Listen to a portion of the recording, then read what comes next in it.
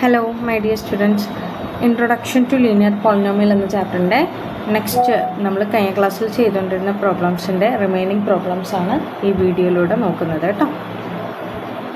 ഇതാണ് നമ്മുടെ question. A mobile phone is bought for ₹10,000. 10,000 റുപ്പീസിനാണ് ഒരു മൊബൈൽ ഫോൺ മേടിച്ചത്. Its value decreases by 800 every year. ഓരോ വർഷവും 800 റുപ്പീസ് വെച്ച് വാല്യൂ ഡിക്രീസ് ആവുകയാണ്. Find the value of the phone after 3 years. 3 വർഷം കഴിയുമ്പോൾ ഈ ഫോണിൻ്റെ റേറ്റ് എത്രയെന്നാണ് question.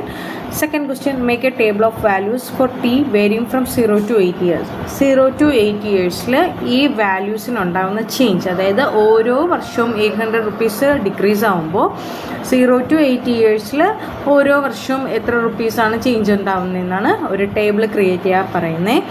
Third question, find an expression that relates V and T. V എന്ന് ഉദ്ദേശിക്കുന്ന വാല്യൂ, ടി ഉദ്ദേശിക്കുന്ന ടൈം. ടൈമും വാല്യൂവും തമ്മിലുള്ള ഒരു എക്സ്പ്രഷൻ എഴുതാം, അതായത് ലീനിയർ എക്സ്പ്രഷൻ എഴുതാനും. Explain why it represents linear decay. ഇത് എന്തുകൊണ്ട് ലീനിയർ ഡികെ ആയി എന്നുള്ളതാണ് ക്വസ്റ്റ്യൻ. നമ്മൾ കഴിഞ്ഞ ക്വസ്റ്റ്യനിൽ ചെയ്ത അതേ പാറ്റേൺ തന്നെയാണ്. ഫസ്റ്റ്ലി നമുക്ക് ആ ടേബിൾ വരയ്ക്കാം. ടേബിളിൽ നിന്ന് നമുക്ക് ഫസ്റ്റ് ക്വസ്റ്റ്യൻ, അതായത് 3 years ആകുമ്പോൾ എത്രയാണ് നമുക്ക് വാല്യൂ കിട്ടുന്നതെന്ന് ചെക്ക് ചെയ്യാം.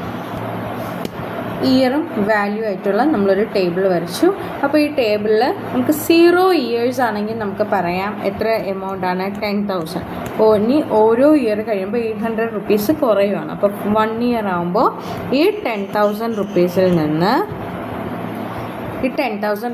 നിന്ന് എത്ര എമൗണ്ട് ഡിക്രീസ് ആവുന്ന, 800. അതായത് 1 year ആകുമ്പോൾ 1 into 800 എന്നാവും. സോ 10,000 റുപ്പീസിൽ നിന്ന് നമുക്ക് 800 മൈനസ് ചെയ്യുമ്പോൾ 9,200 എന്ന് കിട്ടും. 2 years ആകുമ്പോൾ വീണ്ടും ഈ 10,000ൽ നിന്ന് എത്രയാണ്, 2 into 800 ആവും. അതായത് 2 വർഷം ആകുമ്പോൾ 800 റുപ്പീസിൻ്റെ ഡബിൾ ആയിരിക്കും അതിൽ ഡിക്രീസ് ആവുന്നത്.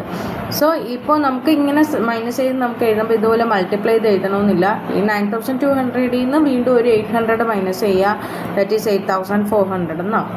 ദെൻ 3 years ആകുമ്പോൾ 10,000 മൈനസ് 3 into 800 എന്ന് നമുക്ക് എഴുതാം. ഈ 8,400ൽ നിന്ന് വീണ്ടും നമുക്ക് എത്ര മൈനസ് ചെയ്യാം, 800 മൈനസ് ചെയ്യുമ്പോൾ 7,600 എന്ന് കിട്ടും. അപ്പോൾ ഇതുപോലെ വാല്യൂസ് നമുക്കിങ്ങനെ കിട്ടിക്കൊണ്ടിരിക്കാം. എക്സെട്ര അപ് ടു ഞാൻ കണ്ടെത്തുന്നത് nth ഇയർ ആകുമ്പോൾ നമുക്ക് ഈ വാല്യൂ, നമ്മുടെ യഥാർത്ഥ വാല്യൂ ചേഞ്ച് ആവുന്നില്ല, 10,000 തന്നെയാണ്. നമുക്ക് n വർഷം ആകുമ്പോൾ അവിടുത്തെ ന്യൂമറിക്കൽ നമ്പർ മാറി അവിടെ എന്ത് എന്നാണ് കോൺസ്റ്റൻ്റ് ആയിട്ട് 800 തന്നെയാണ് ഡിക്രീസ് ആവുന്നത്. അപ്പോൾ 800 into n എന്നാവും. ഓക്കെ, അപ്പോൾ നമുക്ക് ഇതുപോലെ ടേബിൾ കിട്ടിക്കഴിഞ്ഞു. ടേബിളിൽ നമുക്ക് 0 to 8 years വരെയാണ് ഫൈൻഡ് ഔട്ട് ചെയ്യാൻ പറയുന്നത്.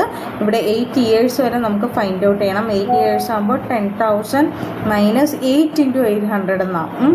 അതുപോലെ 8 into 800 ആകുമ്പോൾ നമുക്ക് 3,600 എന്ന് കിട്ടും.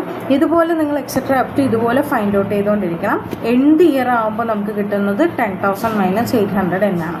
ഇതിൽ നിന്നും ആദ്യത്തെ വാല്യൂയുടെ ആൻസർ എഴുതിക്കൂടെ, ഈ ടേബിൾ നോക്കി നമുക്ക് ഫസ്റ്റ് ഫൈൻഡ് ഔട്ട് ചെയ്തൂടെ. Find the value of the phone after 3 years. 3 വർഷം കഴിയുമ്പോൾ എത്രയാണ് ആ ഫോണിൻ്റെ റേറ്റ് ആവുന്നത്. ഫോണിൻ്റെ റേറ്റ് നമുക്ക് ഈ ടേബിളിൽ നിന്ന് തന്നെ നമുക്ക് ഫൈൻഡ് ഔട്ട് ചെയ്യാൻ പറ്റുന്നല്ലേ. ടേബിളിൽ നിന്ന് തന്നെ ഫോണിൻ്റെ റേറ്റ് എന്ന് പറയുന്നത് 7,600 ആവുന്നുണ്ട് 3 years കഴിയുമ്പോൾ. അപ്പോൾ വാല്യൂ ആഫ്റ്റർ 3 years എന്ന് പറയുന്നത് 7,600. ഇനി third question, find an expression that relates V and T. വിയും ടിയും തമ്മിലുള്ള എക്സ്പ്രഷൻ എഴുതണം. എക്സ്പ്രഷൻ വാല്യൂ എന്ന് പറയുന്നത് നമുക്ക് വി എന്ന് കൺസിഡർ ചെയ്യാം.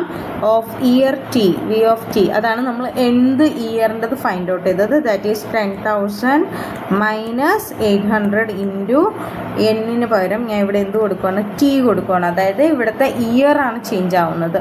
ഇയർ ചേഞ്ച് ആകുമ്പോൾ ഇവിടെ എന്തായി മാറും, 10,000 മൈനസ് 800 ഇൻറ്റു ടി എന്നാവും.